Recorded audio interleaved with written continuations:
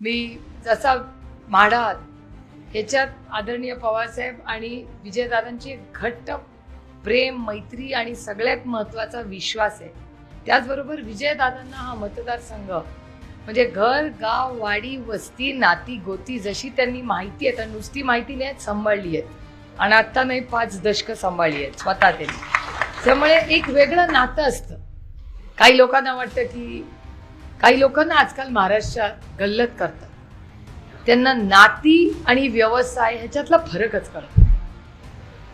नातं हे प्रेमाने आणि विश्वासाने जपलं जातं. व्यवहार हा फक्त पैशाने होतो. नात्यामध्ये पैसे नसतात आणि व्यवहारामध्ये नातं नसतं. तर म्हणूनच व्यवसाय चालतो हा.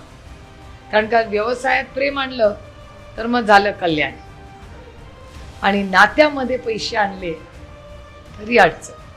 त्यामुळे आजकालच्या महाराष्ट्र सरकारला वाटतंय की नाती काय अशीच पळतात. हो, 1500 रुपये दिले की नवीन बहिणी. हा या भाऊ बहिणीच्या नात्याचा अपमान आहे. कुठलीही बहीण ही का पैशाने जोडली जात नाही, ती प्रेमाने आणि विश्वासाने जोडली जाते.